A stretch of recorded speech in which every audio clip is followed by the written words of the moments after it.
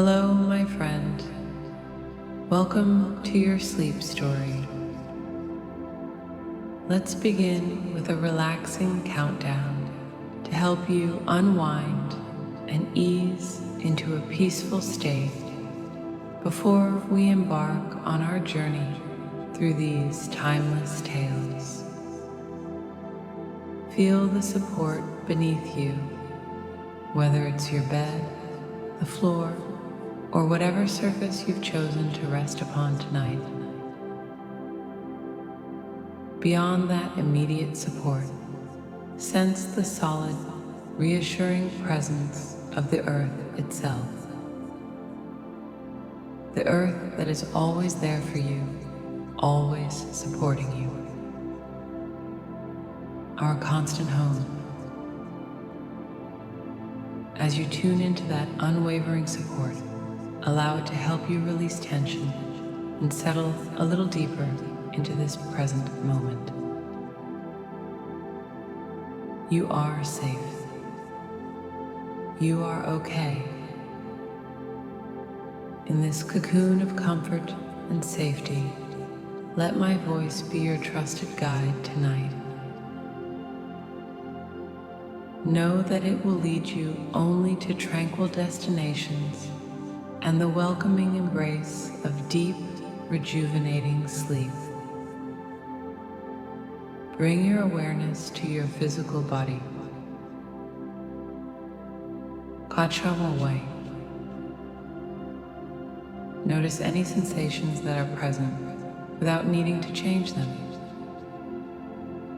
Maybe you detect tingling, pulsing, heaviness, lightness, warmth, or coolness. You might feel these sensations in your feet, legs, belly, chest, arms, hands, or face. Whatever you discover, simply observe it with gentle curiosity. If you find yourself holding tension anywhere, see if you can soften and relax those areas a little more with each exhalation. The day is done. Whatever has happened, has happened. Whatever is yet to come, will come. But right now, in this sacred space between past and future, give yourself full permission to just be. Allow yourself the profound gift of embracing this very moment exactly as it is. Of course, thoughts will continue to arise. That's what the mind does. Rather than engaging with them or struggling against them, simply let them be. Watch them drift by like clouds in a vast sky, or leaves floating along a peaceful nighttime river. This is your time. This is your moment. There is nowhere else you need to be, nothing else you need to do. Cherish this opportunity to nurture yourself, to tend to your own needs. Breathe into the truth that you are worthy of this care, this chance to rest and recharge. Be kind and generous with yourself, knowing that when you take the time to replenish your own well, you have so much more to offer the world. Peace is your birthright. Aye. It resides within you, patiently awaiting your arrival. So, as you scan your inner landscape, see if you can sense that abiding stillness beneath the surface ripples of the mind. Does it reside in your heart center, your belly, the space between your brows? Wherever you find it, take a moment to rest in that inner sanctuary of calm abiding. Invite a feeling of gratitude to wash over you now. Gratitude for the simple blessings that are so easy to overlook. The shelter that protects you tonight. The breath that sustains you. The stillness and tranquility of this very moment. The preciousness of being alive. Let that sense of appreciation permeate every cell of your being. Begin to engage your imagination. Picture a world beyond the confines of ordinary reality, a realm where magic is commonplace and anything is possible. Talking animals, enchanted forests, mythical creatures. Let your mind play and wander through this fairy tale land. Surrender to the delightful scenarios unfolding in your mind's eye. Once more, bring your attention to the physical body and consciously release any lingering hints of tension or tightness. Your hardworking body deserves this time to fully unwind and decompress. With each breath, feel your muscles and bones becoming heavier, softer, more relaxed. Letting go completely now. Sinking into the story, into sleep, into the depths of your imagination. Relax, release, and let the tale carry you to the peaceful shores of dreamland. And now, our first story, The Town Mouse and the Country Mouse. Once upon a time, a town mouse paid a visit to his cousin who lived a simple life in the countryside. The country mouse was a bit rough around the edges, but he adored his citified kin and welcomed him with open arms. Dinner was a humble affair of beans, bacon, cheese, and bread, but it was offered with such genuine hospitality that one hardly noticed the lack of fancy trimmings. The town mouse, however, turned up his nose at the plain fare. "I simply can't fathom how you endure such meager offerings, my dear cousin," he sniffed. "But I suppose it's the best one can expect out here in the boondocks. Come, let me show you how the other half lives. Spend a week with me in the city, and you'll never want to come back to this rustic life." No sooner said than done. The pair scurried off to the metropolis, arriving at the town mouse's resplendent residence just as the moon reached its zenith. "You must be famished after our long journey," said the gracious host. "Allow me to show you to the dining room, where a veritable feast awaits." And what a feast it was! The scraps and leftovers of the grandest banquet imaginable. Jellies and cakes, pastries and puddings. The country mouse had never seen such a spread. The two friends wasted no time diving in, sampling every delicacy they could sink their teeth into.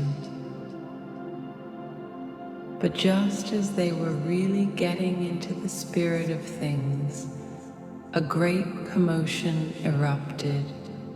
The frenzied barking and snarling of dogs on the hunt. "What in heaven's name is that awful racket?" cried the country mouse, his whiskers quivering with fear. "Oh, just the hounds who guard the house. Nothing to worry about," his cousin assured him, though there was a distinct note of unease in his voice. "But I must say, that's rather unpleasant dinner music."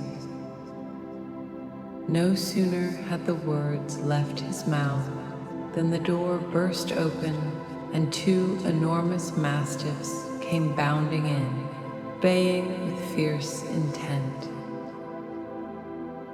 The mice had no choice but to quickly abandon their repast and scurry for cover, lest they wind up as dog chow.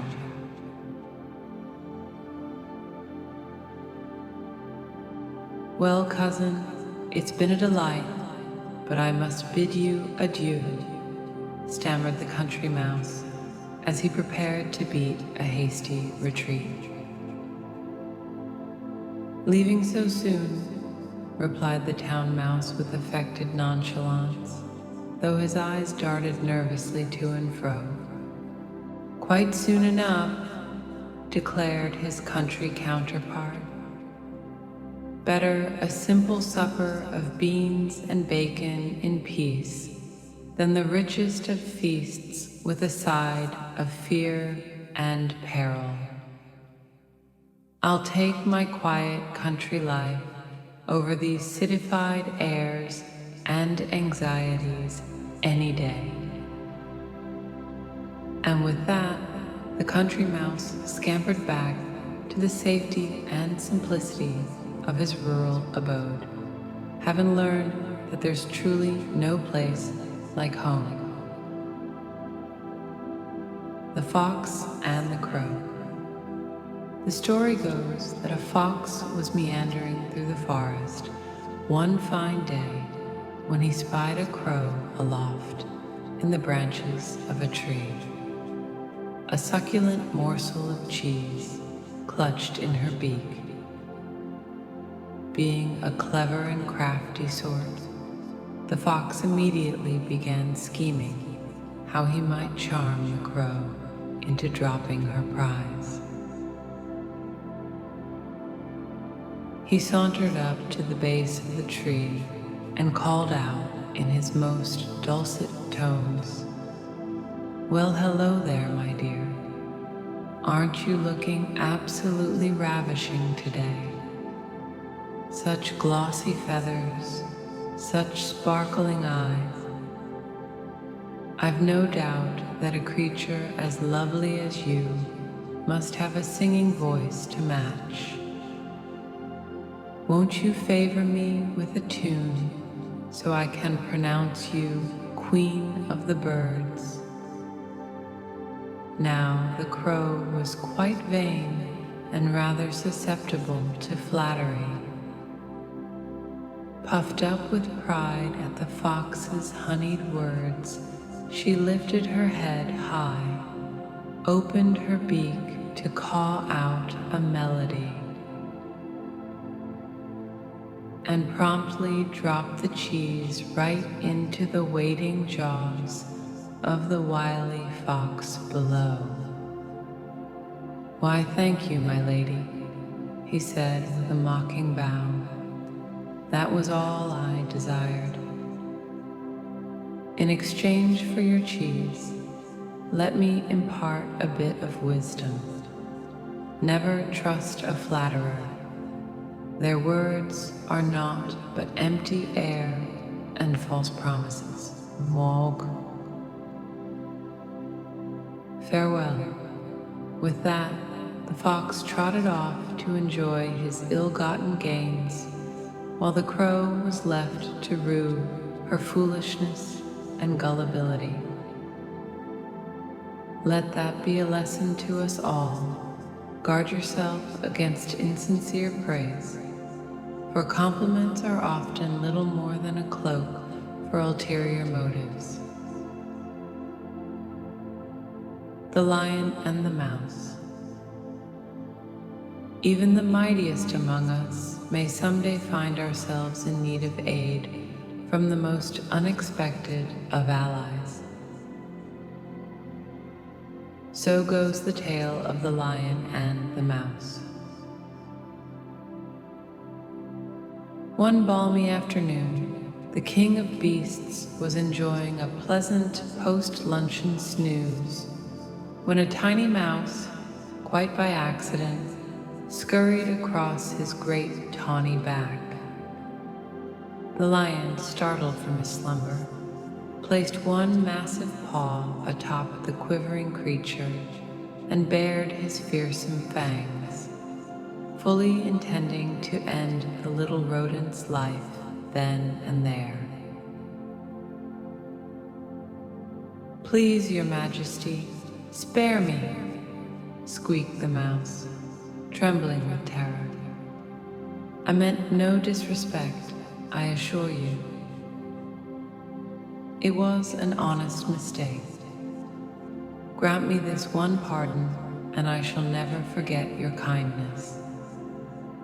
And who knows, perhaps someday I may even be able to repay your benevolence." Well, the notion of a lowly mouse offering assistance to a powerful lion was so utterly absurd that the great cat couldn't help but chuckle. Amused by the audacious little fellow, he lifted his paw and let the mouse go free. Some time later, the lion found himself ensnared in a hunter's trap, bound by strong ropes to the base of a tree. He filled the forest with his angry roars, but no amount of struggling could loose him from his bonds. It seemed he was destined to either perish there or be shipped off to some faraway land as a trophy for the hunter's king. Just when all hope seemed lost, he spied a tiny figure approaching through the underbrush, the very same mouse whose life he had spared. Quick as a wink, the grateful creature set to work, gnawing through the ropes with his sharp little teeth until the lion was able to shake off his fetters and walk free once more. "It seems I owe you an apology, my small friend," rumbled the lion. "I confess I thought you were making empty boasts when you claimed you could someday be of service to me. Let this be a lesson in the value of mercy, for even the smallest gestures of kindness and compassion may bring great rewards. I thank you." From that day forward, the lion and the mouse enjoyed an unlikely but unshakable friendship, each knowing that no act of goodwill, however trivial it may seem, is ever truly wasted. The Swallow and the Other Birds. One fine spring morning, as a farmer was sowing hemp seeds in his field, a swallow flitting about with some other birds took notice and flew down for a closer look. With a twitch of her feathered tail, she turned to her companions and trilled out a warning. "Beware of that man and his doings, my friends. See how he scatters those seeds with such abandon. Mark my words, no good will come of this. The other birds cocked their heads in curiosity. Why, whatever do you mean? They chorused. What is he planting? Hemp, my dears. A plant of many uses, but in this case, much to be feared. If you know what's good for you, you'll make haste to gather up every last one of those seeds ere they sprout. Fail to heed my advice, and you'll live to regret it. But the other birds merely laughed off the swallow's dire predictions and went about their business as usual, hopping merrily through the freshly tilled soil without a care. As spring turned to summer and summer to fall, the hemp seeds took root and flourished, growing tall and green. Soon enough, the plants were harvested, the fibers separated, and stout ropes and sturdy nets fashioned from their remains. Many of the birds who had blithely ignored the swallow's warning suddenly found themselves ensnared in those very nets, thrashing and squawking in vain as they tried to escape the traps of their own making. The swallow, perched safely out of reach, could only shake her head in sorrow. What did I tell you? Did I not warn you of what would befall us if you left those seeds to grow unchecked? An ounce of prevention is worth a pound of cure, my friends. A little foresight goes a long way. Perhaps next time you'll hearken to the voice of wisdom before it's too late. The swallow's words fell on deaf ears, of course, muffled by the frantic beating of trapped wings. But there is truth in what she spoke, that it is far better to nip trouble in the bud than reap the consequences of willful ignorance. The frogs desiring a king. Once upon a time, in a lush and verdant wetland, there lived a colony of frogs as content as could be. They spent their days splashing merrily about the shallows, catching flies, and basking in the warm sun, with nary a care or concern to trouble their simple minds. But as often happens, a few discontent grumblers arose among the ranks, croaking that this carefree existence simply wouldn't do. We need a proper ruler, they proclaimed, a king to govern our affairs and keep us in line. It's only fitting for a respectable society such as ours. And so a delegation was dispatched to the great sky god Jove, bearing a petition that he grant their wish and send them a sovereign.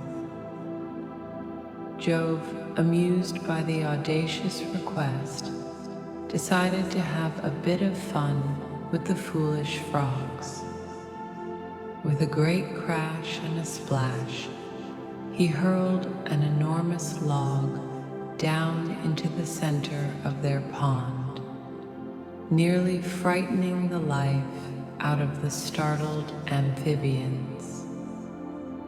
They cowered along the muddy banks, gazing with trepidation upon this strange and fearsome intruder in their midst. But as the minutes ticked by and the log remained still and silent, the bolder among them crept closer to investigate. Soon enough, the frogs were clambering all over their new king, sunning themselves on his broad back and using him as a makeshift diving platform for their aquatic antics.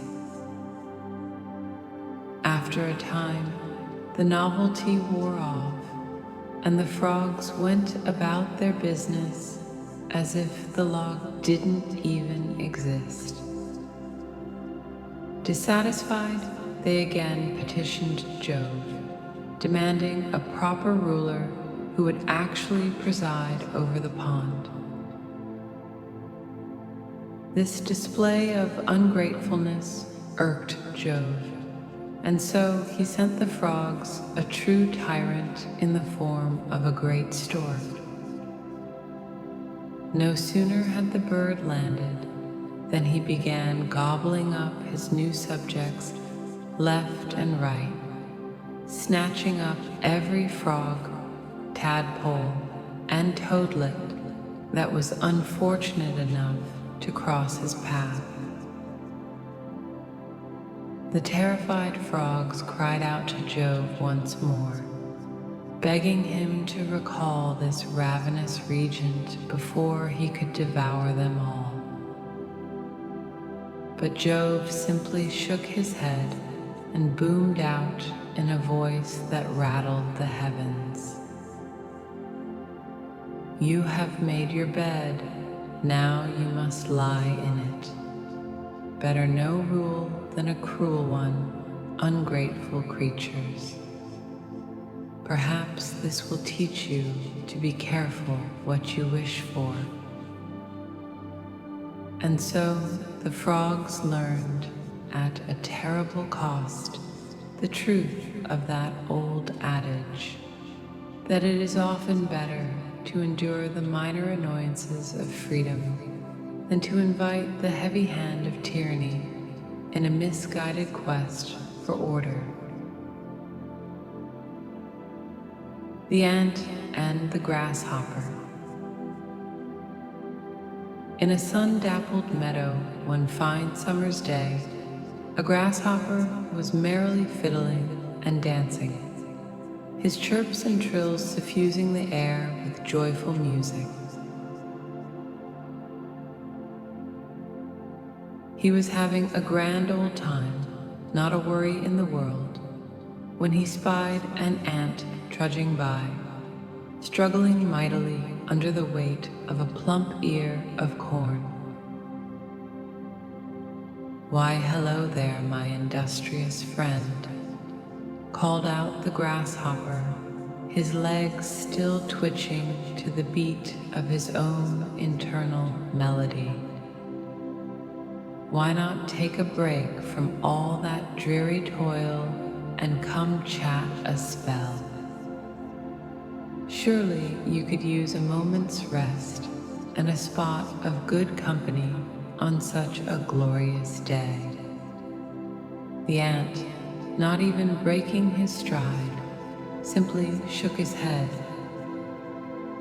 "I'm afraid I haven't the time for idle chatter," he replied, hoisting his burden a bit higher. "I'm on my way to add this corn to our winter stores. Cold days will be upon us sooner than you think, and I for one intend to be prepared." Guy. Winter? Who can be bothered to think about winter on a perfect day like this? Scoffed the grasshopper with a carefree strum of his legs. "There's food enough for now, and plenty of time for work when the leaves begin to turn.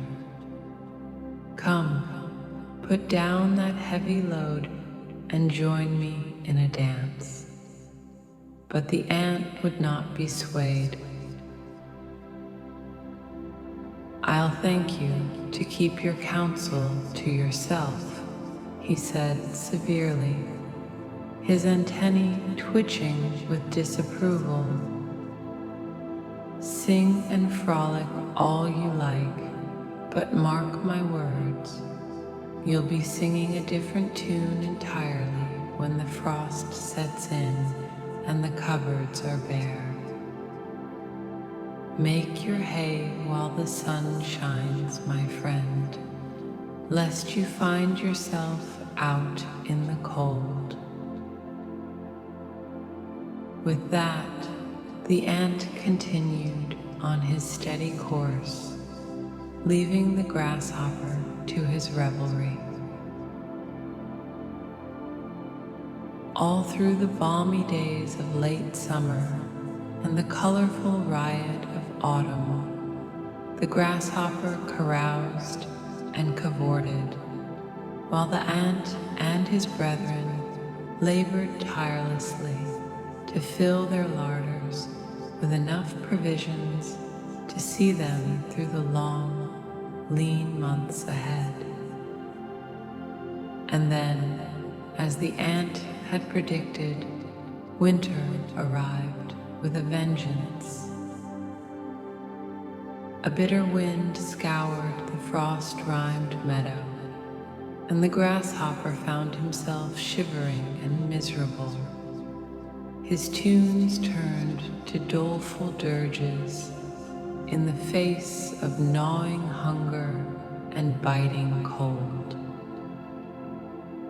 In desperation, he sought out the ant's cozy underground burrow and pleaded for succor.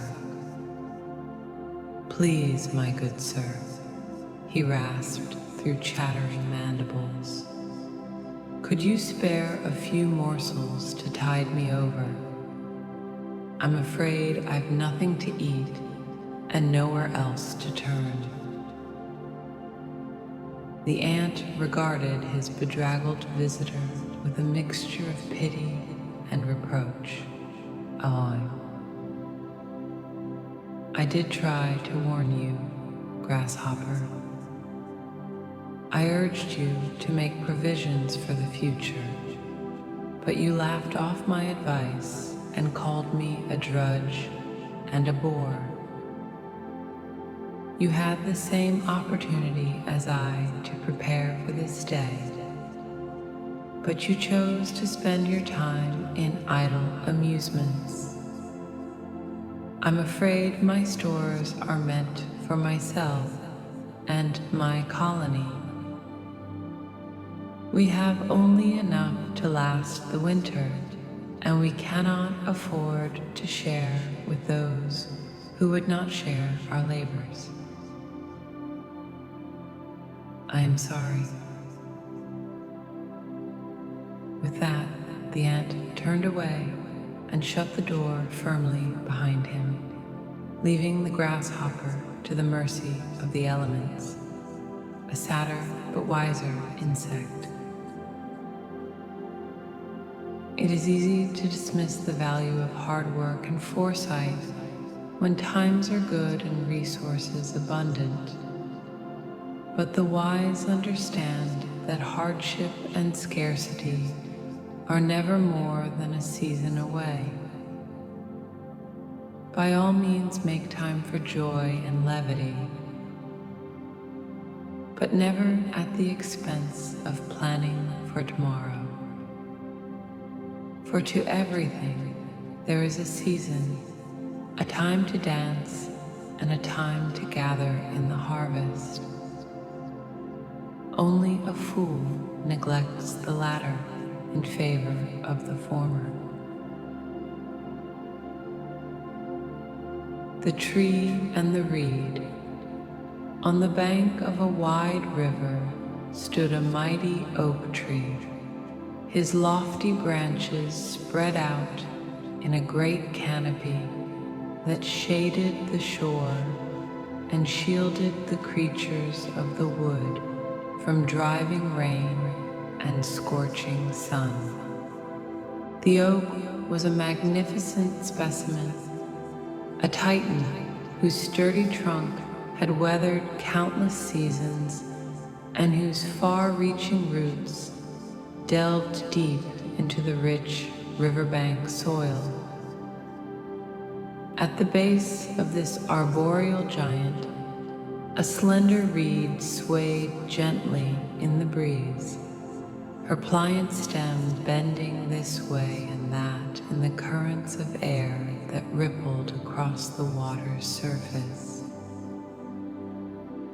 Though dwarfed by her towering neighbor, the reed seemed untroubled by her humble stature, content to dance and play in the shallows, secure in her own identity. The oak, however, took a rather more supercilious view of his pliable companion. "Why, just look at you," he scoffed, his leaves rustling with disdain. "So frail and insubstantial, bowing to the slightest breath of wind. How can you bear such an inconsequential existence? Why not send your roots deep into the earth like mine, and raise your head high into the heavens? Perhaps then you might amount to something." The reed simply smiled up at her haughty neighbor and shook her head. "I am content with my lot, friend oak," she replied in dulcet tones. "I may not be as grand or imposing as you, but my flexibility is my strength. I bend, but I do not break. When the fierce winds blow, I yield to their force and am spared. But you stand rigid and unyielding, absorbing the full impact of every gale. One day, your pride may be your downfall." The oak rustled with indignation, his bark practically creaking with outrage. "Downfall? I? Preposterous. Look at the girth of my trunk, the strength of my limbs. What storm could possibly uproot a stalwart soul such as I? And as for you, your pliant nature isn't a virtue, it's a weakness. You are blown about at the whim of every passing breeze, never standing firm for anything." The reed simply shrugged, unperturbed by the oak's bluster. "We shall see, my friend. We shall see." Not long after this exchange, a terrible hurricane swept through the region, churning the normally placid river into a raging torrent and sending great gusts of wind shrieking through the trees.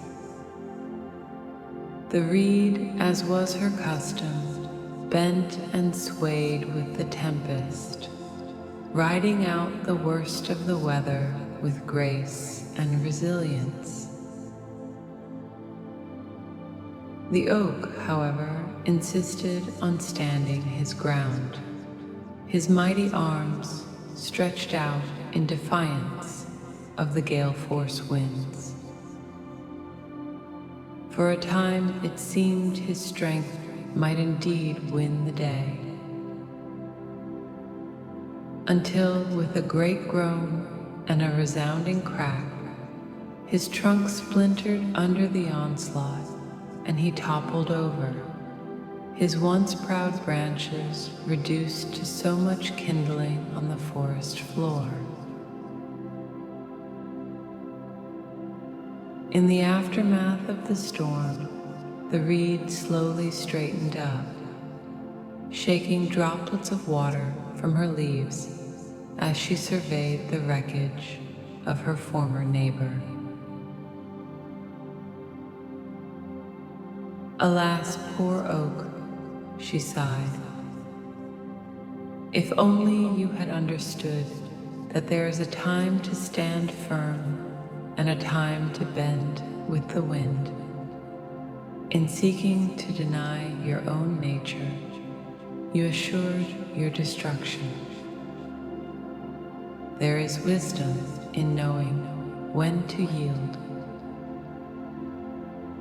and when to weather the storm. Let this be a lesson to us all, that true strength lies not in rigidity, but in flexibility. That sometimes the greatest act of courage is not to stubbornly resist the forces that assail us, but to adapt and endure, secure in the knowledge that this too shall pass. There is no shame in being a reed in a world of oaks. Indeed, in a world of constant change and upheaval, it may be the wisest course of all." The Fox and the Crow. One fine morning, a fox was trotting through the woods, his bushy tail swishing jauntily behind him, when he spied a crow high up in the branches of an oak tree, a tasty morsel of cheese clutched in her beak. Oh, being a clever and cunning creature, the fox immediately began pondering how he might separate the crow from her prize.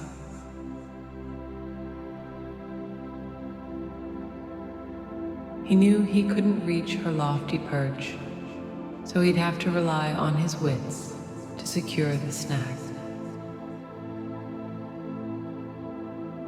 Putting on his most charming smile, the fox sauntered up to the base of the tree and called out, My, aren't you a vision of avian splendor this morning, Mistress Crow?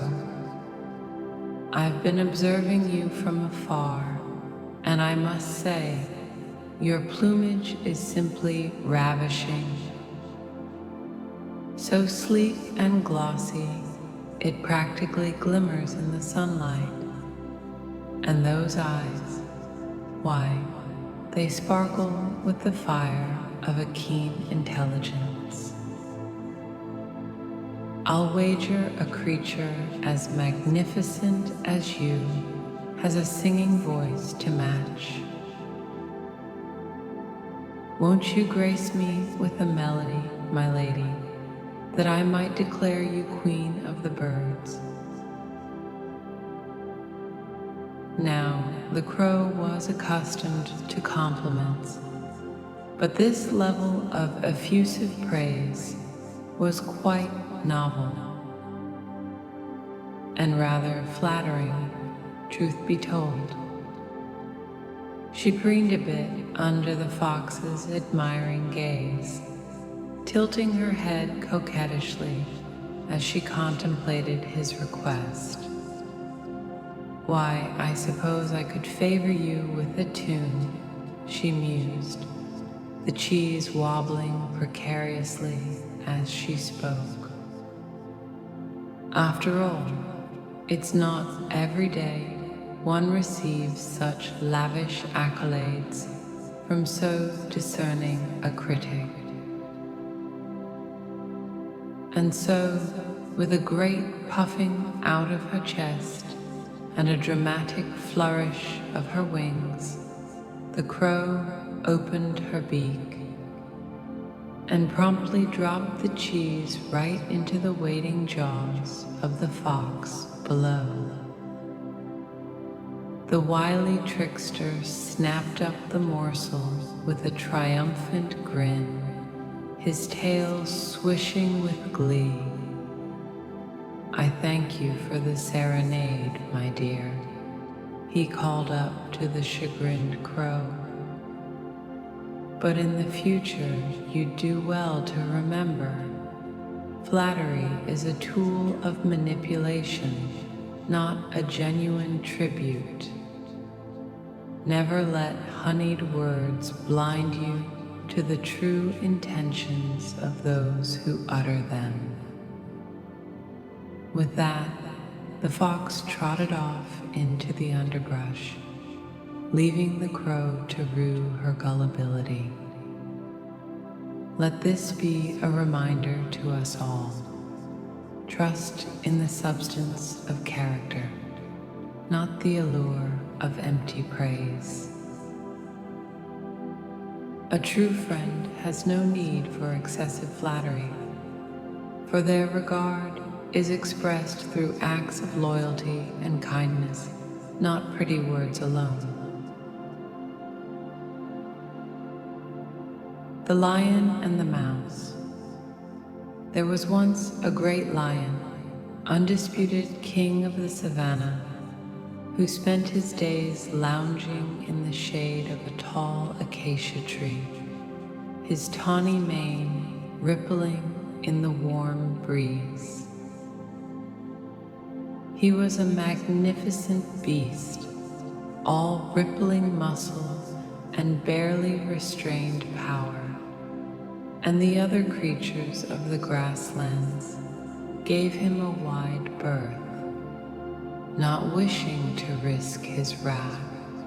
One particularly drowsy afternoon, as the lion was enjoying a post-meal nap, a tiny mouse came scurrying by, so intent on his foraging that he failed to notice the slumbering predator until he was practically upon him. In his haste, the mouse accidentally ran right over the lion's great, velvety paw,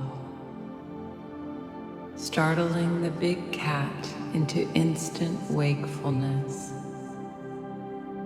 With a fearsome roar, the lion snatched up the hapless mouse, dangling him by the tail as he brought him up to eye level. "How dare you disturb my rest, you miserable little rodent," he growled, his fangs glinting in the sunlight. "I should devour you whole for such insolence." The mouse, quaking with terror, began to plead for his life. "Please, your majesty, I meant no disrespect," he squeaked, his tiny paws clasped in supplication.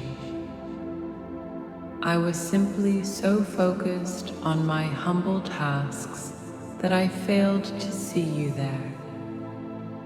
Spare me, and I swear I shall never forget your mercy. And who knows, perhaps one day I may even be able to repay your kindness." The lion threw back his great shaggy head and laughed, a deep rumbling sound that echoed across the plains. "You? Repay me? Ha! That's the most absurd thing I've ever heard. What could a tiny creature like you possibly do for a mighty lion like me?" But even as he scoffed, the lion found himself charmed by the mouse's audacity. It took a certain pluck to bargain with the king of beasts, after all. Still chuckling, he lowered the mouse gently to the ground and released his grip on that slender tail. "Very well, little one, I will spare you this time. Consider it a gesture of royal magnanimity. But see that you don't make a habit of scampering underfoot Next time, I may not be so gracious." The mouse, hardly believing his good fortune, bowed low before the lion and scampered off, his tiny heart filled with gratitude for this unexpected reprieve. He vowed then and there that he would find a way to repay the lion's lenience, even if it took a lifetime. As it happened, the mouse's chance came far sooner than either he or the lion could have imagined. Not a week later, the lion found himself ensnared in a poacher's trap. A thick hemp net dropped over him as he slept. He thrashed and roared with all his might, but the ropes held fast and he could not break free. Just as the lion was resigning himself to a grim fate, he heard a small, familiar voice from somewhere near his ear. "Hold still, your majesty," it said. "I'll have you out of there in just a moment." To the lion's amazement, the tiny mouse he had spared was now clambering nimbly over the ropes that bound him, his sharp little teeth making short work of the sturdy fibers. In a matter of minutes, the net fell away, and the lion was able to shake himself free, his mane bristling with relief and astonishment.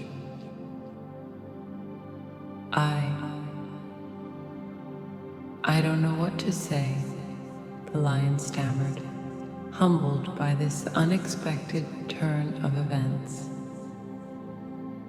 "I confess, I never imagined that someone so small could be of aid to one such as I. It seems I owe you an apology, little mouse, and a debt of gratitude as well." The mouse simply smiled, his whiskers twitching with quiet satisfaction. "Think nothing of it, your majesty," he replied. "You showed me mercy when you had every right to do otherwise. I was simply returning the favor. Let this be a lesson to us both, that no act of kindness, however small, is ever wasted. Even the mightiest among us may one day find ourselves in need of help from the most unlikely of places." From that day forward, the lion and the mouse became the most improbable of friends, each secure in the knowledge that no creature is too insignificant to make a difference, and that compassion is a gift that always returns to the giver in the end. The Shepherd's Boy.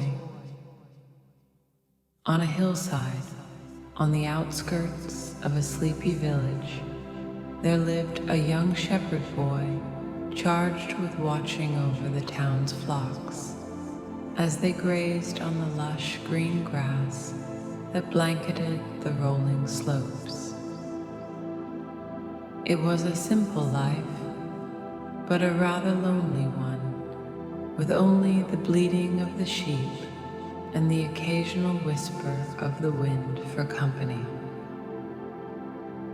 As the long, quiet days stretched out before him, the shepherd boy began to grow bored and restless. He longed for some excitement Some break from the monotony of his solitary existence. And then, one fateful afternoon, a mischievous idea took root in his mind. With a sly grin, the boy cupped his hands around his mouth and cried out at the top of his lungs, "Wolf! Wolf! There's a wolf attacking the sheep!" Immediately, the villagers came running, armed with pitchforks and makeshift clubs, ready to defend their flocks from the ravenous predator. But when they arrived at the pasture, panting and wild-eyed, they found only the shepherd boy rolling on the ground in fits of laughter.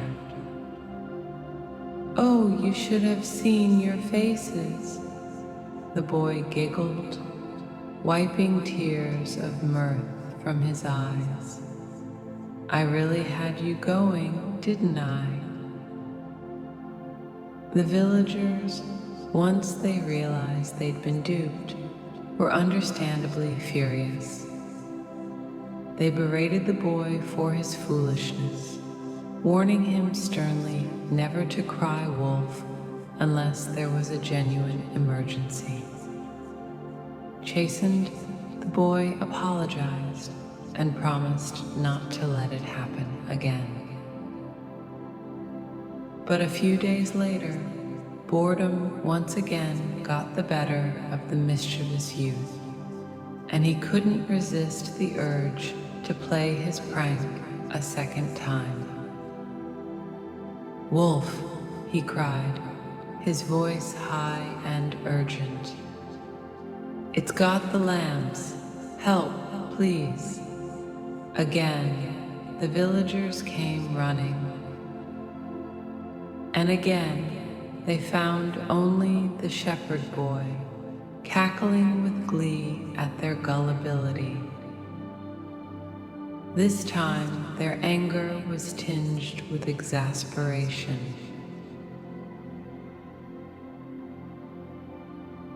"You've cried wolf one too many times, boy," they growled. "Mark our words.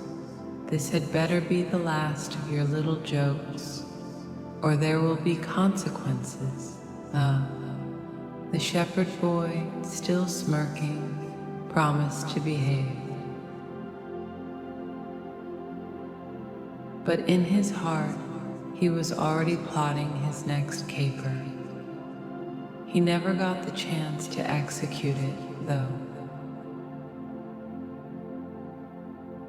For not 3 days later, as the boy was lazily reclining in the sun, a real wolf came loping out of the forest, its yellow eyes glinting with hunger as it spied the plump, juicy sheep grazing obliviously on the hillside.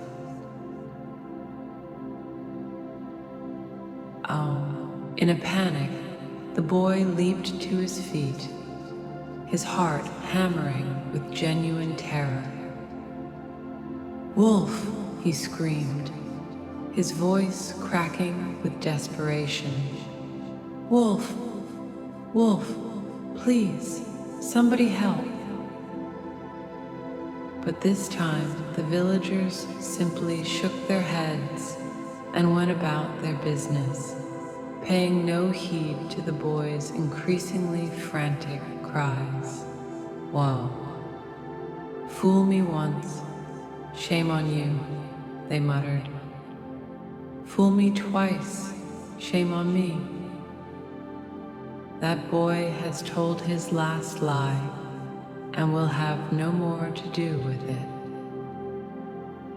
And so, as the shepherd boy watched in horror, the wolf fell upon his flock unopposed, slaughtering several sheep and scattering the rest to the four winds. It was a devastating blow, both to the boy's livelihood and his already tattered reputation. When the dust had settled and the wolf had slunk back into the forest, the village elders came to survey the damage. The shepherd boy, his face streaked with tears of remorse and frustration, pleaded with them to understand. "I tried to warn you," he cried. "I called for help, but no one came. Why didn't you believe me?" The elders simply looked at him sadly, their faces etched with disappointment. "You've no one to blame but yourself, boy," they said. "You played your pranks and told your tales, and now you've reaped the whirlwind. No. Let this be a hard lesson to you. A liar will not be believed, even when he speaks the truth." And with that, they turned and walked away, leaving the boy to contemplate the bitter fruits of his folly. He had learned, far too late, that trust is a precious commodity, easily squandered but hard won. That words have power and lies have consequences, and that even the cleverest of jets can backfire in the end, leaving the jester alone and bereft, with nothing but regrets for company. Let this be a cautionary tale for us all. In a world where truth is often malleable and deception runs rampant, our integrity is the greatest gift we can give to those around us. Guard it well, for once lost, it may never be regained. And remember always that even the most harmless of lies can bear a sting in the end. The Miser and His Gold. There was once a miserly old man who lived on the outskirts of a small village. He was a solitary soul, seldom seen by his neighbors, and even more rarely engaged in conversation. The only thing that seemed to bring him joy was his hoard of gold coins, which he kept hidden in a small wooden chest buried beneath a tree in his garden. Every day, like clockwork, the miser would make his way to the spot where his treasure was concealed. He would dig up the chest, lift the lid, and spend hours counting and admiring his gleaming coins, his eyes alight with a feverish intensity. It was his secret ritual, his one true passion in life. One fateful afternoon, as the miser was engaged in his usual counting and gloating, a passing thief happened to spy him through a gap in the garden wall. The rogue's eyes widened at the sight of so much wealth, and a wicked grin spread across his face.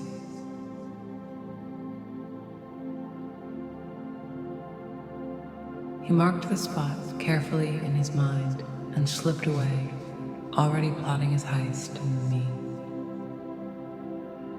That very night, while the miser slept fitfully in his lonely bed, the thief crept into the garden, unearthed the chest, and made off with every last gold coin. It was a clean getaway, as silent and swift as a whisper on the wind. When the miser awoke the next morning and made his way to the garden, he was horrified to find his treasure gone, the empty chest lying open like a gaping wound in the earth. He fell to his knees, tearing at his hair and howling with grief, his anguished cries echoing through the village streets. Alarmed by the commotion, the miser's neighbors came running to see what was amiss. They found the old man sobbing inconsolably, his face contorted with despair. "My gold," he wailed, rocking back and forth in his misery.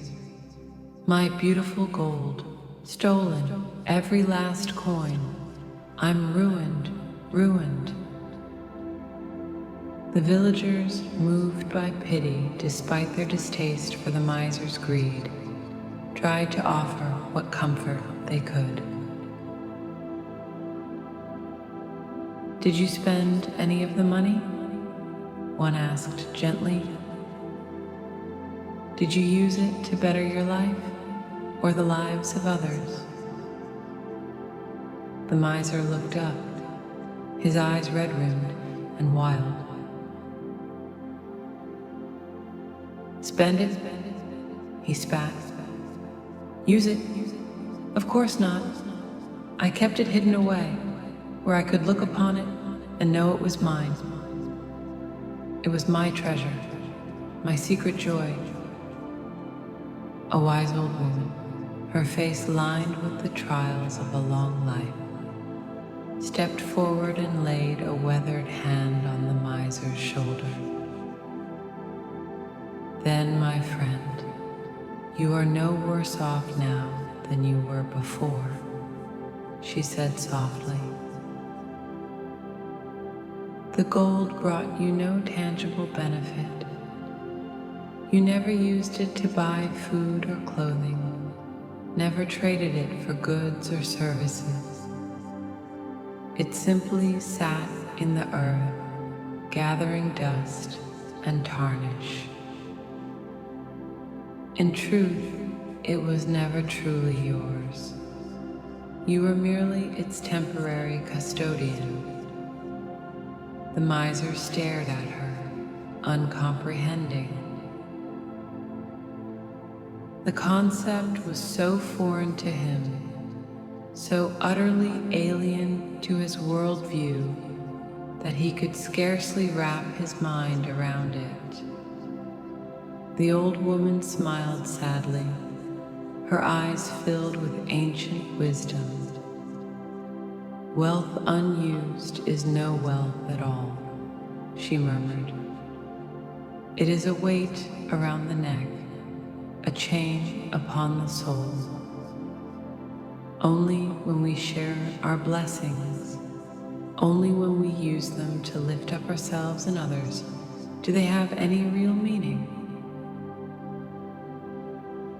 Hoarding brings no happiness, only the illusion of security. And in the end, we leave this world as naked as we entered it, our treasures nothing more than dust in the wind." With that, the old woman turned and walked away, leaving the miser to his grief and his hard-won epiphany. He had spent a lifetime coveting his gold, cherishing it above all else, only to find that it had never truly been his to begin with. Let this be a reminder to us all that the true value of wealth lies not in its accumulation, but in its application. That a life spent in the service of others is a life well lived, and that, in the end, the only treasures we can take with us are the ones we have given away. The fox, the cock, and the dog. One moonlit night, a fox was slinking through a farmer's yard, his sharp nose twitching at the tantalizing scent of chicken on the breeze. As he approached the coop, he spied a plump rooster perched high on a rafter, just out of reach. The fox, being a cunning and resourceful creature, knew he would have to rely on his wits to secure his supper. He sat back on his haunches and called out in his most honeyed voice, "Good evening, my fine feathered friend. I come bearing glad tidings." The rooster, startled from his slumber, peered down at the fox with a wary eye. "Glad tidings?" he queried, his voice thick with suspicion. "From a fox? Forgive me if I find that hard to believe." The fox chuckled, a warm and inviting sound. But it's true," he insisted. "I've just come from a meeting of the Animal Council, where a decree was passed, a decree of universal peace and brotherhood. All creatures are to live in harmony from this day forward, predator and prey alike. No more hunting, no more fear. Isn't it wonderful?" The rooster cocked his head, considering. It did sound rather marvelous. But something about the fox's manner made him hesitate. Still, he couldn't deny the appeal of such a proclamation. "Universal peace, you say?" he mused. "Well, that is good news indeed. And look, here comes the farmer's dog. I'm sure he'll be thrilled to hear it." At the mention of the dog, the fox's eyes widened in alarm. He glanced over his shoulder, his tail twitching nervously, and began to back away from the coop. "You know, on second thought, I just remembered an urgent appointment I have to keep," he said hurriedly, his earlier bravado evaporating like mist in the sun. "Perhaps we can continue this conversation another time." The rooster, watching the fox's hasty retreat with a glimmer of amusement in his eye, called out after him, "What's the matter, friend fox? Aren't you going to stay and share the good news with the dog? I'm sure he'd love to celebrate this new era of interspecies fellowship." But the fox, already halfway across the yard, simply tossed a parting shot over his shoulder.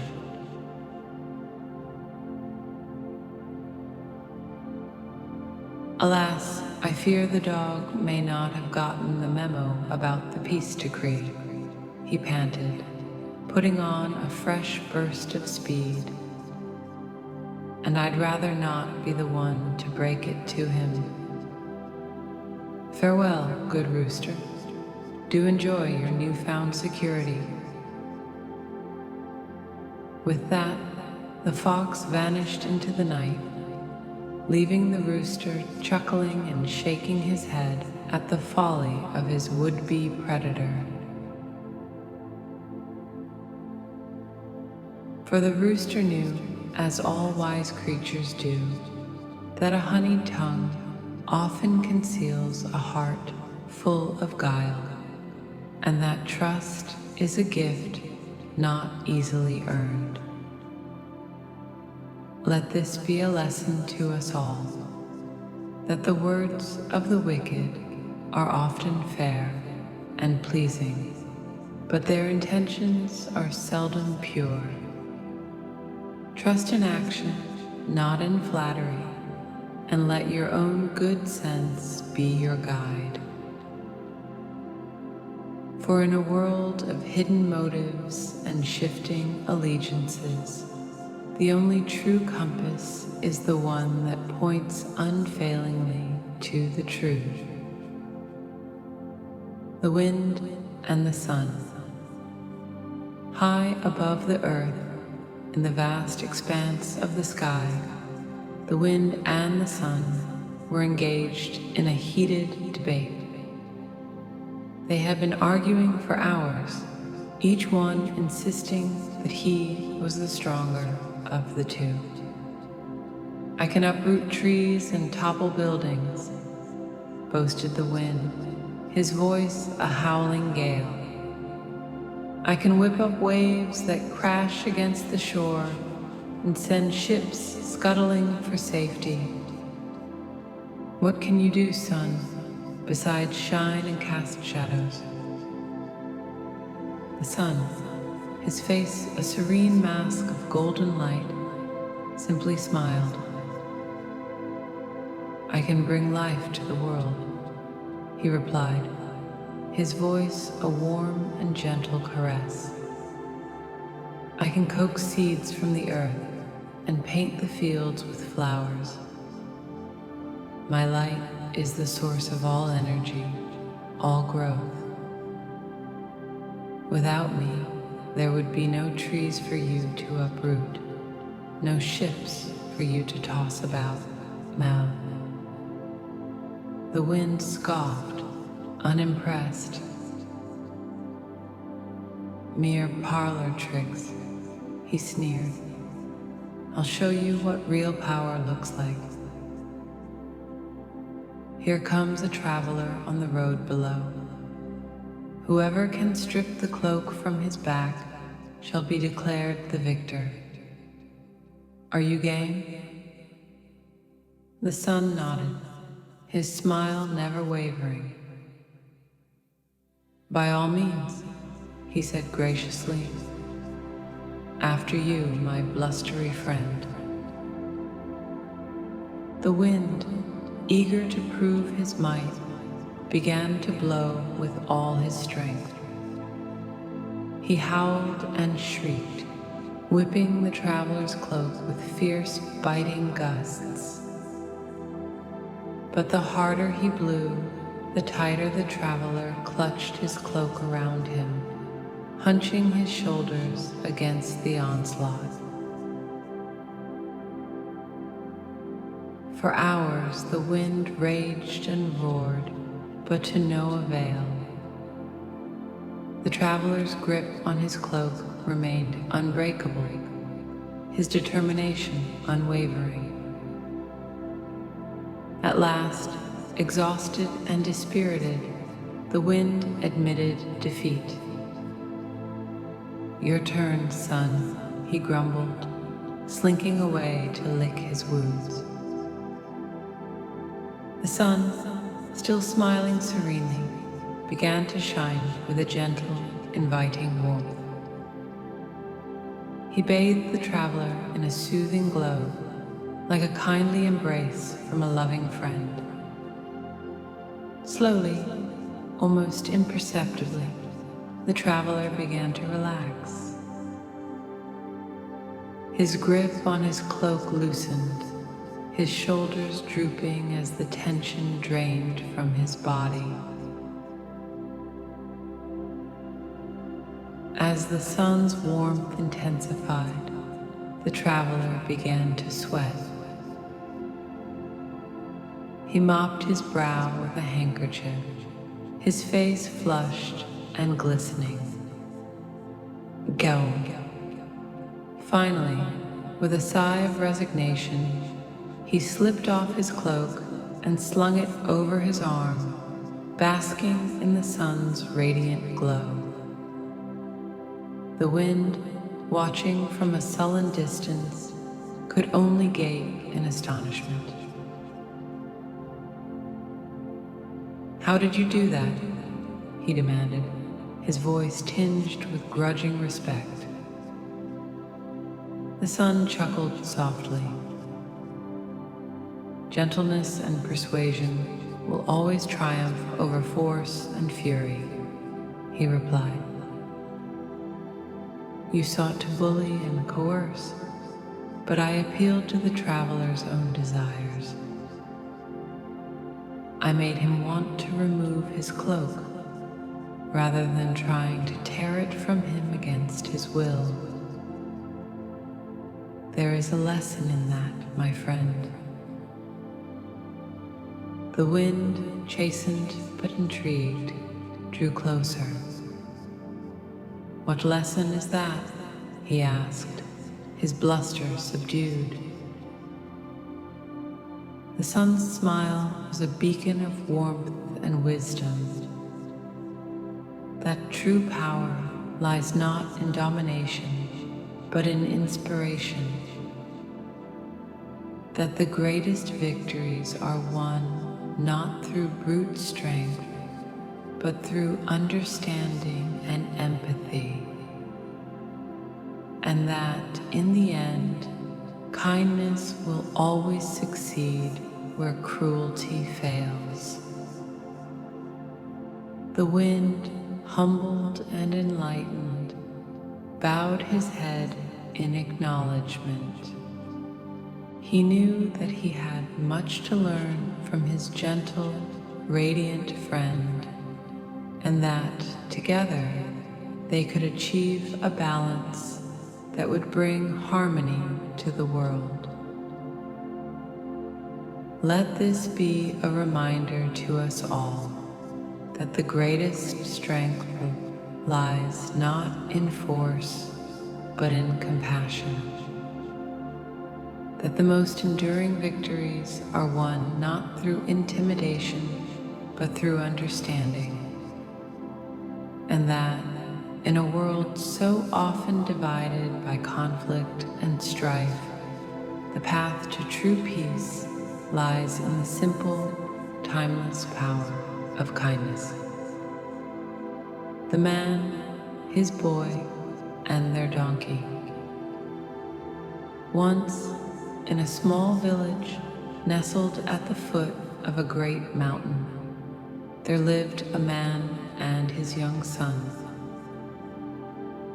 They were simple folk, content with their quiet life and the companionship of their trusty donkey, who carried their goods to market and helped them plow their fields.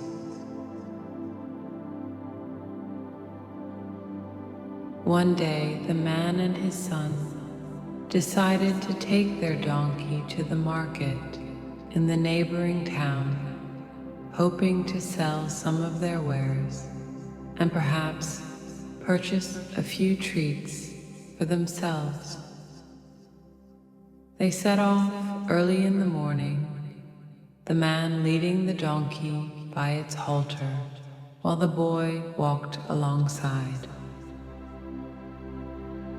As they made their way down the winding road, they passed a group of travelers coming from the opposite direction. One of the travelers, a stout, bearded man with a voice like a foghorn, called out to them, "Hey there, you fools," he bellowed. "What's the point of having a donkey if you're not going to ride it? The beast is meant to carry you, not the other way around." The man, embarrassed by the criticism, immediately hoisted his son onto the donkey's back and continued on his way. But they had barely gone a few hundred yards before they encountered another group of passers-by. "Look at that lazy boy," one of them cried, pointing an accusing finger, "making his poor father walk while he rides in comfort. Shameful, simply shameful." Red-faced, the man ordered his son to dismount and climbed onto the donkey himself. The boy, chastened, trudged along behind, kicking at pebbles and trying to ignore the stares of the other travelers. But their respite was short-lived. Not 10 minutes later, they came upon a pair of old women sitting by the side of the road, shelling peas into a woven basket. "Well, I never," exclaimed one of the women, her voice shrill with indignation. "Look at that great hulking brute riding while his poor little boy has to walk. What kind of father does that to his own child?" The man, now thoroughly flummoxed, halted the donkey and rubbed his chin in thought. Finally, with a sigh of resignation, he helped his son climb up to sit in front of him, and they continued on their way. But as they approached the outskirts of the market town, they began to draw stares and whispers from the other market-goers. Some pointed and laughed, others shook their heads in disapproval. "Look at those two, overloading that poor donkey," one man cried. "They'll break the beast's back at this rate. Have you ever seen such a ridiculous sight?" A woman tittered to her companion. "A grown man and a boy riding together like that. It's absurd." The man, now at his wit's end, called a halt and helped his son dismount. They stood there for a long moment, the donkey looking at them with what could only be described as a bemused expression. "Son," the man said at last, his voice heavy with frustration, "I believe we have a problem. No matter what we do, it seems we cannot please everyone. They criticize us for walking, for riding together. I simply don't know what to do." The boy, who had been quietly observing the whole affair, suddenly brightened. "I have an idea, Father," he exclaimed. "What if we carry the donkey? Surely no one could find fault with that." The man, desperate for a solution, agreed. They found a sturdy pole and some rope, tied the donkey's legs together, and hoisted the bewildered beast onto their shoulders. Staggering under the weight, they made their way into the marketplace, the donkey swaying and braying in confusion. Needless to say, their unorthodox transport drew even more stares and laughter than before. People pointed and guffawed, some even following along behind to get a better look at the spectacle. The man and his son, their faces burning with humiliation, could only grit their teeth and press on. But as they approached the center of the market, disaster struck. The donkey, uneasy with its precarious position, began to struggle and kick. The man and his son, already straining under the weight, couldn't maintain their grip. With a great heave and a resounding crash, the donkey tumbled to the ground, the pole and ropes tangling around its legs as it brayed in distress. The laughter of the crowd turned to jeers and catcalls as the man and his son, their faces burning with shame, struggled to free their beleaguered beast. At last, they managed to untangle the ropes and help the donkey to its feet. But by then, the damage was done. As they led the donkey away from the market, their heads bowed in defeat, an old man approached them. He had been watching the whole debacle from the shade of a nearby tree, his eyes twinkling with a mix of amusement and sympathy. "Let me give you some advice, my friends," he said kindly. "You cannot please everyone, no matter how hard you try. There will always be someone who finds fault with your actions, no matter how well-intentioned they may be. The only true path is to follow your own heart, to do what you believe is right. Let the opinions of others be as dust in the wind. They have no bearing on your own truth." The man and his son, chastened but enlightened, thanked the old man for his wisdom.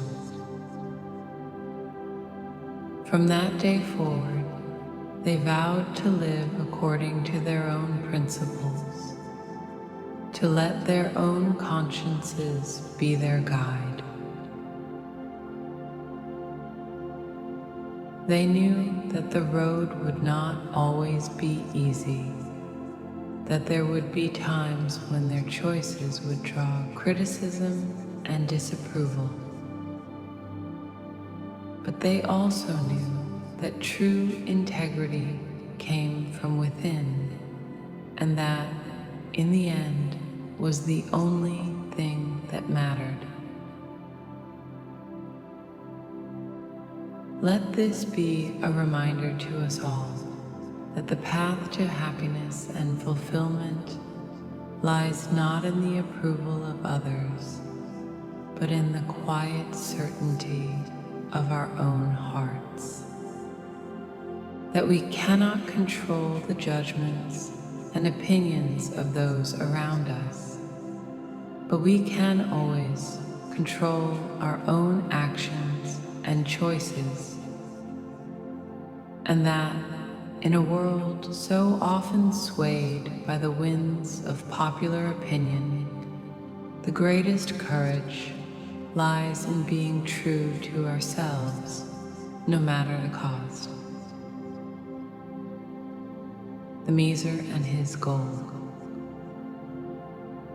In a small, nondescript house on the edge of a bustling city, there once lived a miserly old man. He was a solitary figure, rarely seen by his neighbors, and even more rarely heard from. His only companion was his hoard of gold, which he kept hidden away in a small, nondescript box beneath the floorboards of his bedroom. Every night, After the sun had set and the streets had grown quiet, the miser would carefully lock his doors and windows, draw the curtains tight, and retrieve his precious box from its hiding place. He would sit for hours, counting and polishing each gleaming coin, his eyes alight with a feverish joy that bordered on madness. To the miser, his gold was everything. It was his solace, his security, his only true love in a world that had long since ceased to hold any other meaning. He had sacrificed everything for it: friends, family, even his own health and well-being. The gold was all that mattered, all that had ever mattered. But even as he sat counting his coins, the miser couldn't shake a vague sense of unease, a feeling that his treasure was somehow vulnerable. He had heard tales of thieves and rogues who preyed on the wealthy, who could sniff out a hidden stash like a bloodhound on the scent. The thought of losing his precious hoard filled him with a terror that chilled him to his very marrow. And so the miser hatched a plan. He would bury his gold in a secret spot in the woods outside the city, a place where no one would ever think to look. He would mark the spot with a small, unobtrusive stone and visit it every week to check on his treasure and revel in its presence. For months, the plan worked perfectly. Every Saturday, the miser would make his way to the woods, dig up his box, and spend a few blissful hours in the company of his beloved gold. He grew even more withdrawn and secretive, his eyes darting nervously about as he made his weekly pilgrimage, always on the lookout for prying eyes or following footsteps. But then, one fateful Saturday, the miser arrived at his secret spot to find the earth freshly turned, the box gone. He fell to his knees, scrabbling frantically at the dirt, his mouth open in a silent scream of anguish. His gold, his precious, precious gold, had been stolen. For days the miser raged and wept, his mind reeling with the magnitude of his loss. He cursed the thief, the world, even the gods themselves for their cruelty. He barely ate, barely slept, his once meticulous appearance devolving into a wild, disheveled shell of his former self. Finally, as the days stretched into weeks and the miser's despair showed no signs of abating, his neighbors took pity on him. They came to his house, bearing food and kind words, trying to console him in his time of grief. "Tell us, old man," said one, a baker with flour still dusting his hands. "Did you ever spend any of the gold? Did you use it to better your life or the lives of others?" The miser looked at him with haunted, hollow eyes. "Tut.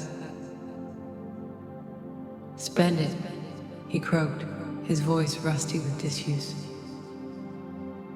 What use would I have for spending it?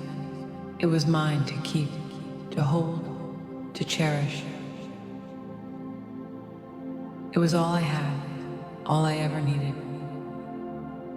The baker shook his head, a sad smile playing about his lips. But don't you see, he said gently, the gold brought you no joy, no comfort, no ease. It only brought you fear and isolation. In hoarding it so jealously, you robbed yourself of any chance at true happiness. The miser stared at him, uncomprehending.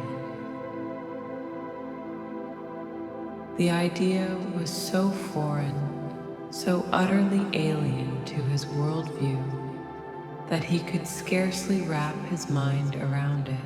Whoa.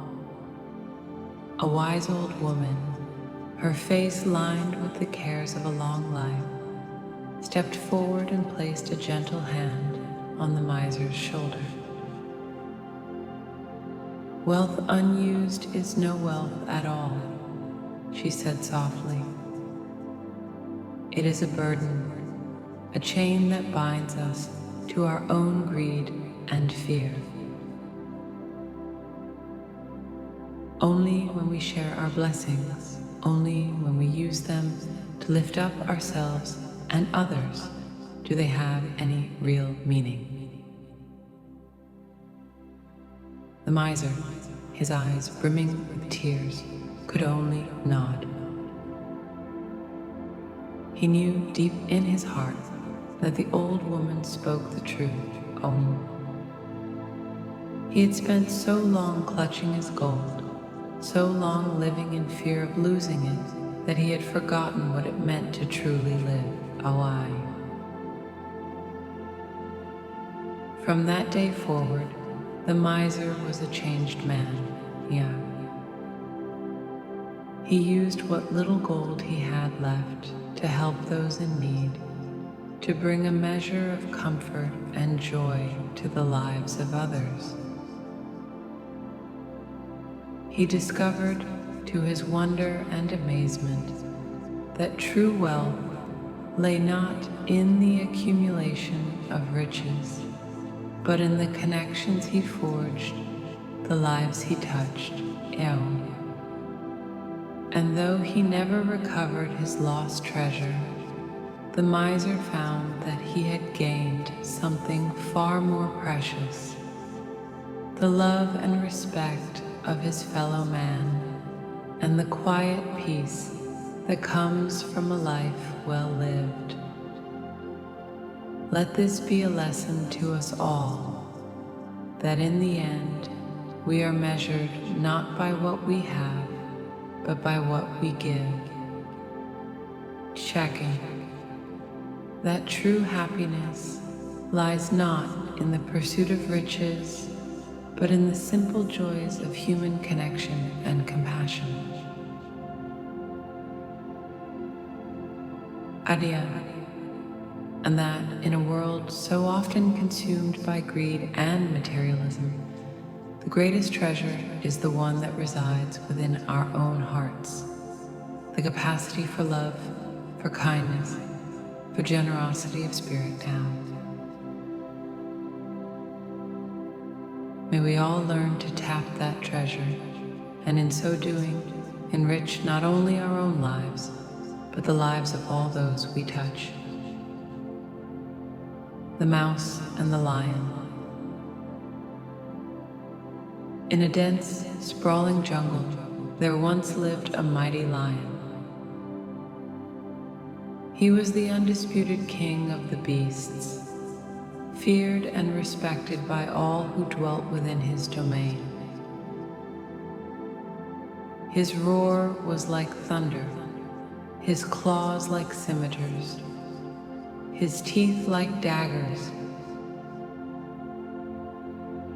None dared challenge his supremacy, his unquestioned rule over the wild places of the world. One day, as the lion lay dozing in the shade of a great tree, a tiny mouse came scurrying by. The little creature was so focused on his foraging, so intent on gathering seeds and berries for his family, that he failed to notice the sleeping predator until it was too late. Calm, with a squeak of terror, the mouse found himself pinned beneath one of the lion's great paws, his tiny heart hammering against his ribs like a drum. The lion, roused from his slumber, regarded the mouse with a mix of annoyance and amusement.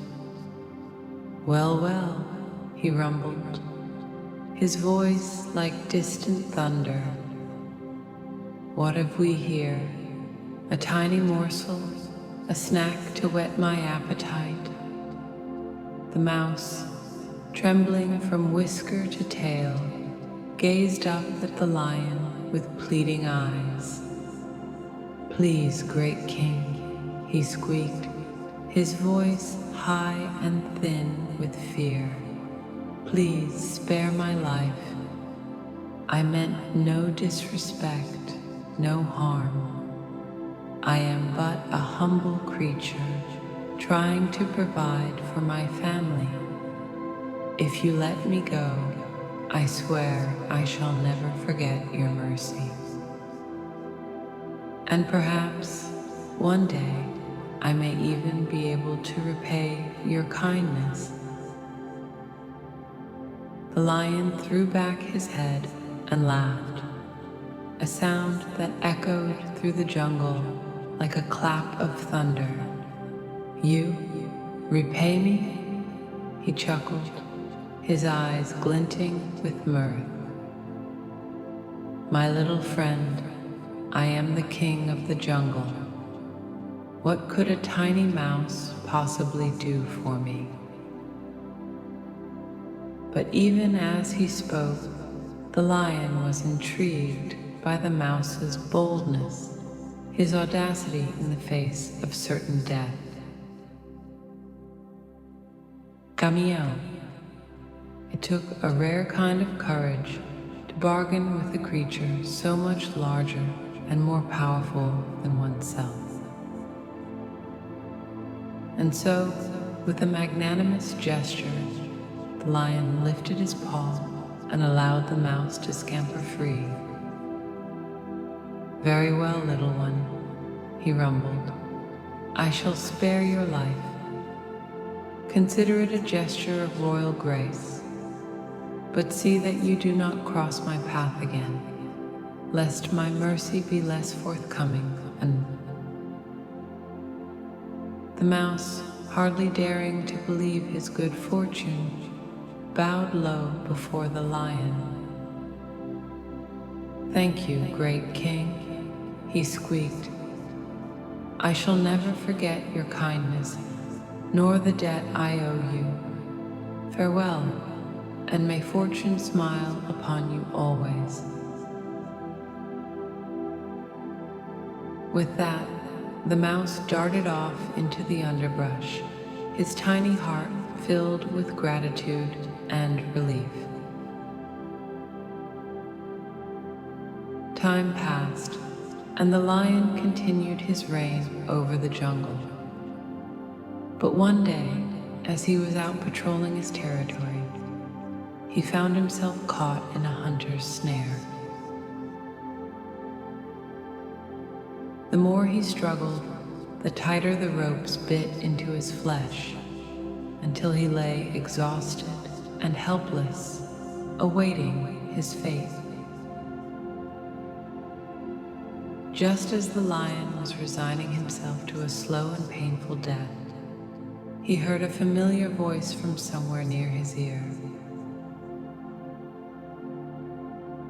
"Hold still, great king," it said. "I will have you free in a moment." To the lion's amazement, The tiny mouse he had spared so long ago was now scurrying over the ropes that bound him, his sharp little teeth making short work of the tough fibers. In a matter of minutes, the lion was able to shake himself free, his mane bristling with astonishment and relief.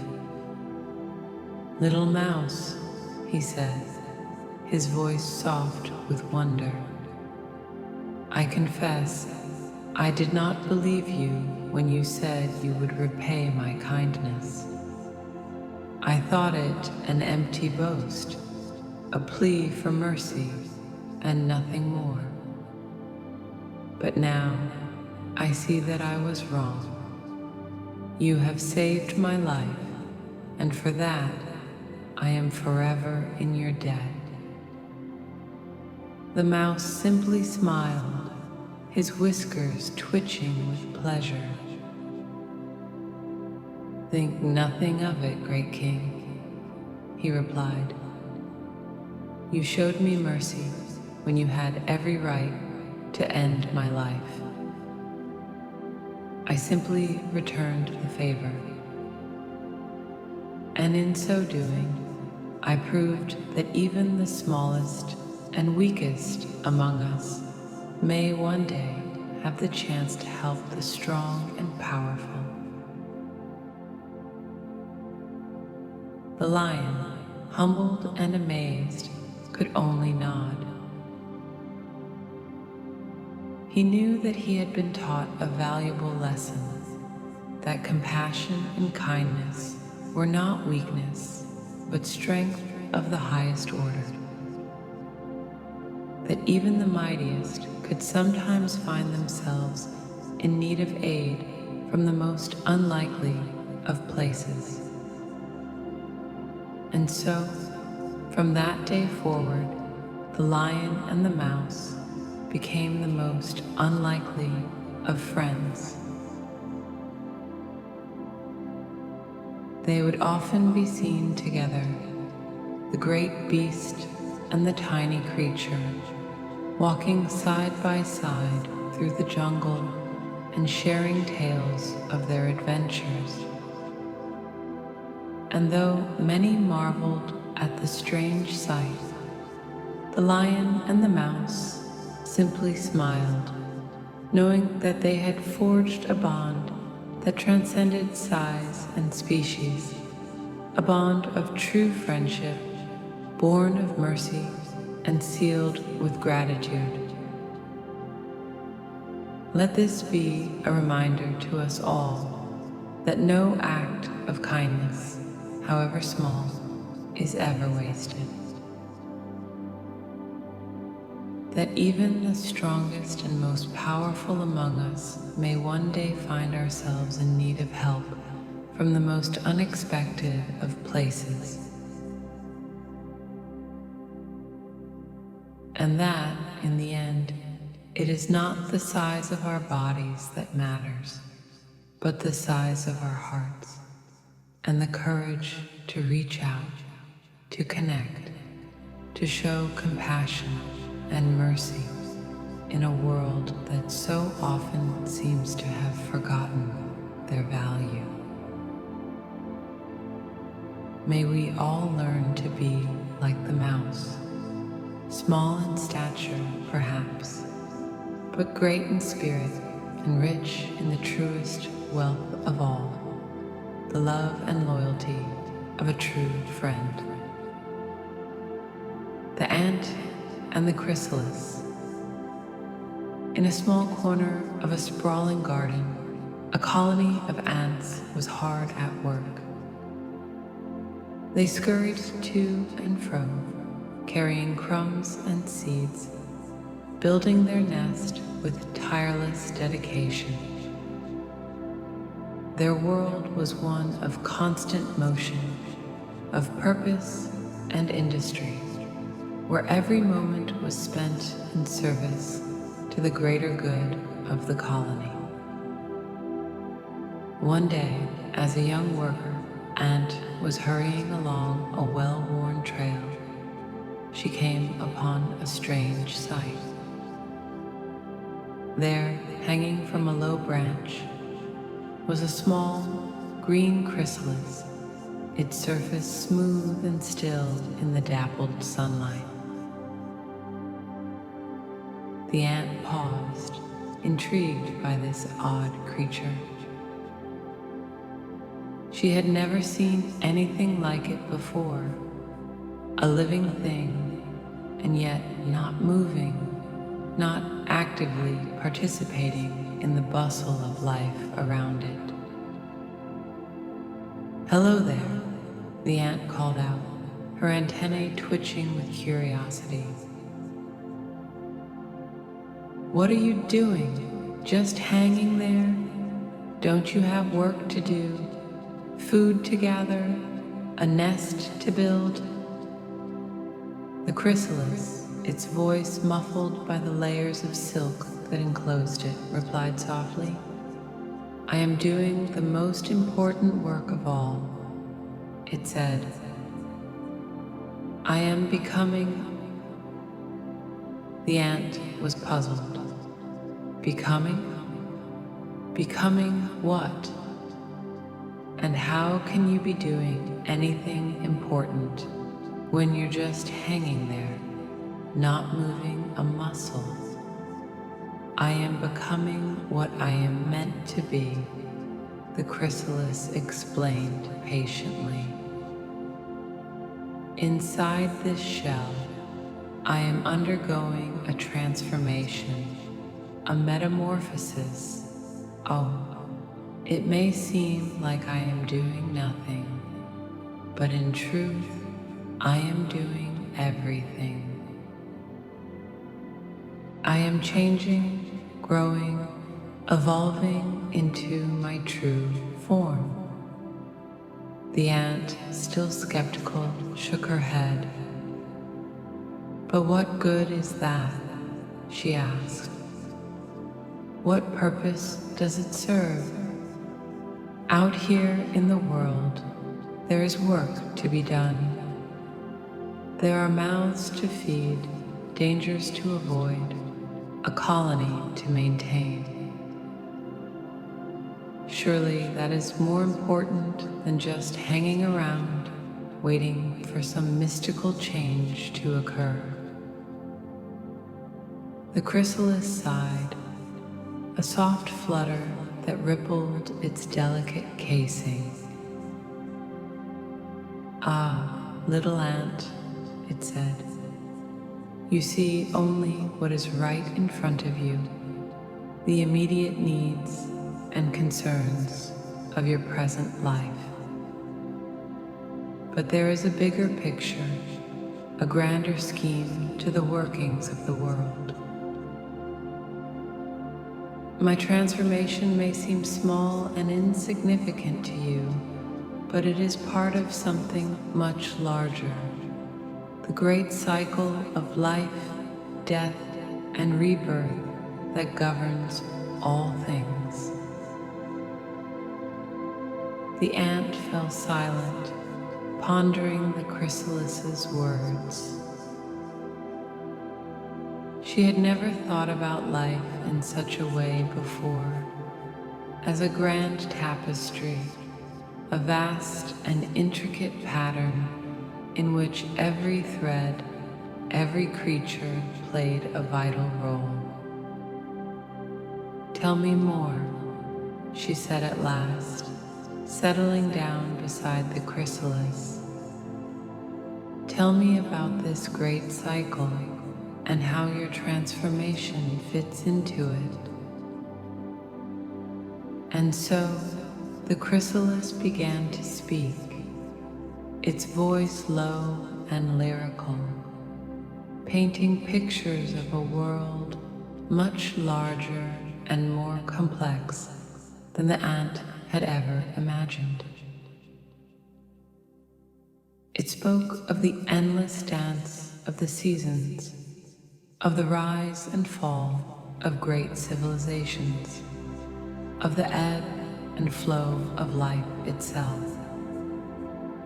It spoke of the importance of change, of growth, of the need for each living thing to fulfill its own unique destiny. As the ant listened, she felt her own perspective shifting, her mind opening to new possibilities and ideas. She began to see her own life, her own role within the colony in a different light, not as a mere cog in a machine, but as a vital part of a greater whole, a small but essential thread in the vast tapestry of existence.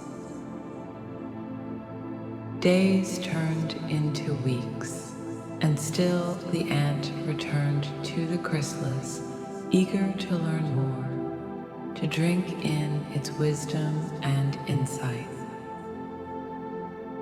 And all the while, the chrysalis continued its own silent transformation, its body slowly reshaping itself within its protective shell. Finally, on a warm and sunny morning, the chrysalis began to stir. The ant watched in amazement as it split open, revealing a damp and crumpled form within.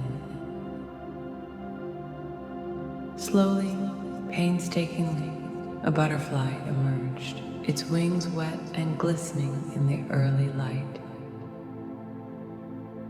The ant gasped in wonder, marveling at the beauty of the creature that had once been the simple, unmoving chrysalis.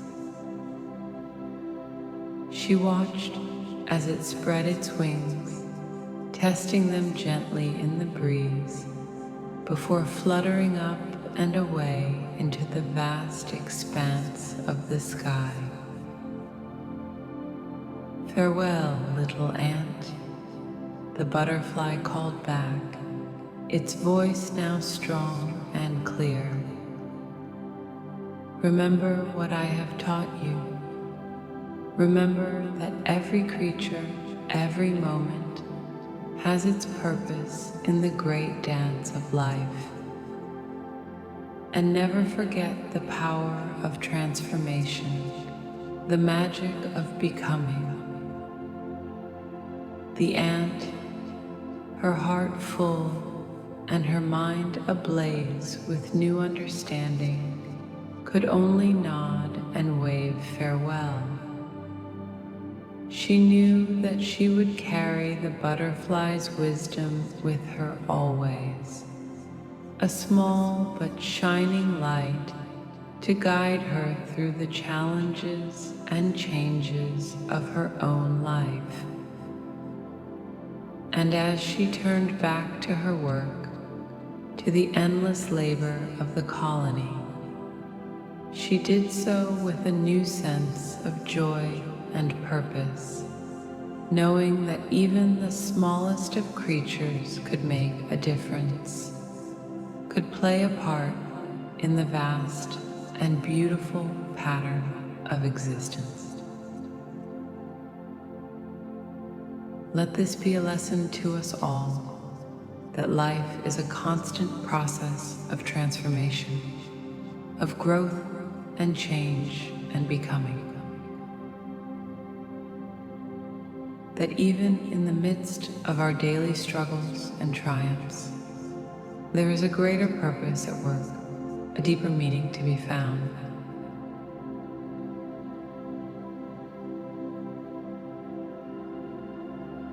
May we all learn to embrace the power of transformation, to welcome the chrysalis moments in our own lives, and to emerge from them as something new and beautiful and holy ourselves.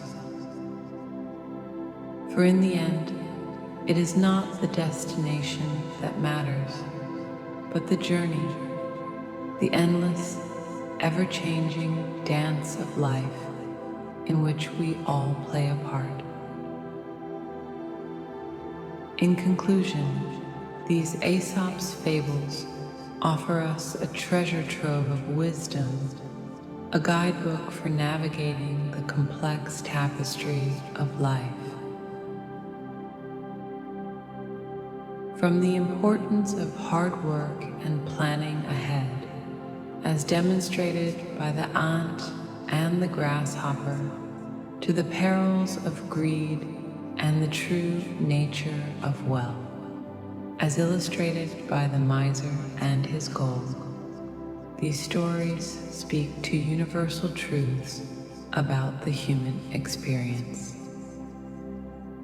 They teach us to be wary of flattery and deception, as in the tale of the fox and the crow, and to be open to help and friendship from unexpected places, as the lion and the mouse so poignantly illustrate.